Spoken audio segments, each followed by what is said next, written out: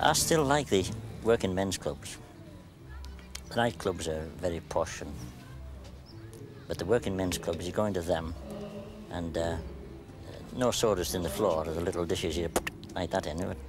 They're a little bit sleazy, some of them, but the audience is very good. I work with a lot of big acts. I mean, I did a week with the Bachelors up in Scotland, and that was good. Blair Athol and all down that way. And quite a lot of people who are not has-beens, but they're not there anymore, like Hope and Keane and Lovelace Watkins.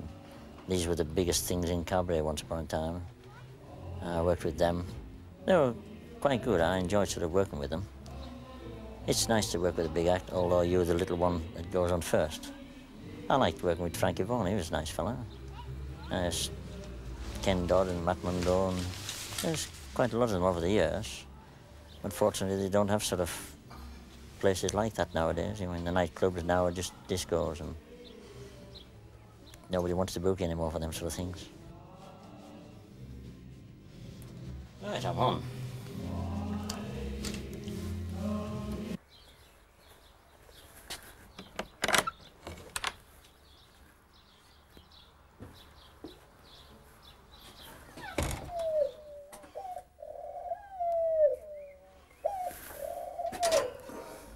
I used to be a telegram boy at the post office, and there was a chap called Bill Pooley came down to see me, and he told me about magic, and he made some little bits of paper disappear and go through a desk. And I thought it was marvellous. And I thought I started from then. And I suppose really, when you see somebody else do something, you get an idea how to do it, and the more you do, the more you can see. And that was it, and I just sort of, maybe about 15 years old, I went out and did a show for a youth group. And I remember the night, I hadn't shaved then, so I had a shave, and cuts all up and down. I went and did this show, and it went down quite well. I was quite pleased with it. I think I did about 10 minutes. Then I went in the army. That was when I was 21, and did quite a lot of shows, different regiments and things like that. When I came out, I would do the kiddies parties and a lot of them. And then one day, somebody asked me to go to a club in Keswick. I went there and did a show, and the next night an agent rang me up and he offered me another show at £7, 10 shillings. Oh, dear me, am I worth that much? In fact, he gave me a name, Totty McGlone, who's an agent round here. He gave me that name, El Marvo. Ah, well, I'll need them tonight.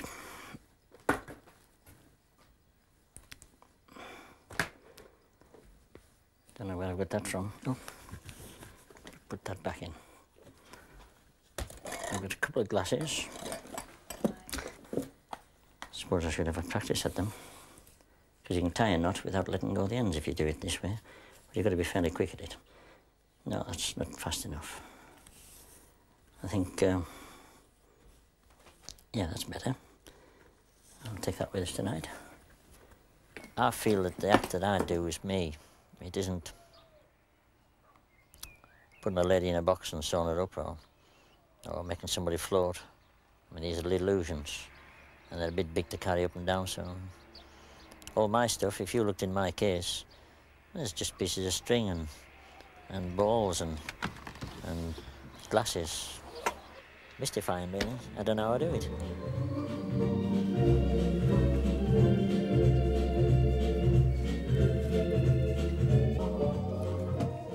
You shouldn't be filming this past mine. You're going to put this on, aren't you?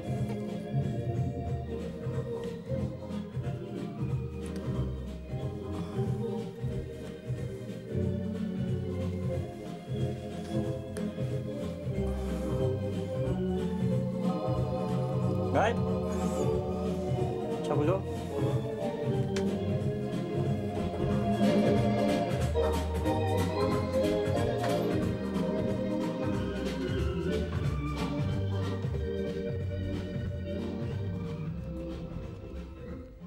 The agent that I used over the northeast, I asked me if I would like to go and do the Channel Islands, Guernsey. Well, I just sort of started the driving school on then, and to do that, you'd have to do 6 months. Well, I didn't want to go away from home 6 months and sort of finish the driving school and then have to start again when I came back. So after about 3 or 4 days, I decided I wouldn't do it.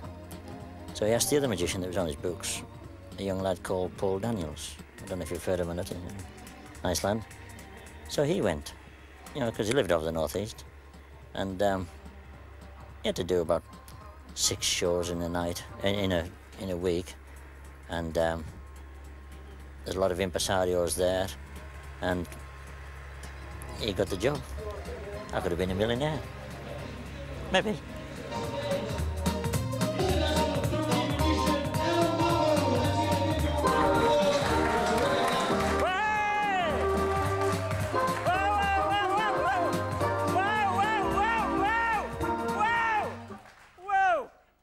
Have you seen the dressing room?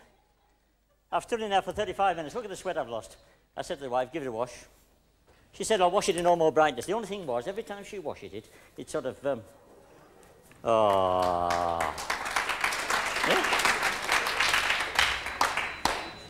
First of all, you take a little dish like this. Fill the little dish full of rice. Then you put another little dish on the top. You've been a magician before, haven't you? No. Oh. Well, you've all heard about magicians being mystic, haven't you? I say you've heard about magicians being mystic. Because this is mystic. Take the magic wand in your left hand. Wave it over the little dish like this, and when you do, say abracadabra. When you wave it like this, you just wave it like that on the top. You're taking the wand. When you wave it, don't forget, nice and loud, abracadabra. Right. Take the wand and wave it.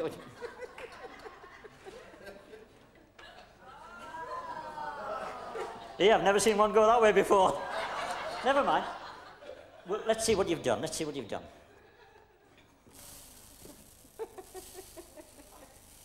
How about that twice? Give a little clap for that. Isn't that good? I like the different suits we've got. Now here we've got this sort of funeral type suit. No, a little bit in the middle. It's good, I like that. And here we've got the sort of man about town type with the little red tie and the red... Oh, it's the same tie and handkerchief. It isn't fastened together, is it? No, it's fastened... Yeah. And over this side we've got the... Yeah, never mind. I'll tell you what we'll do. Just come a little bit closer.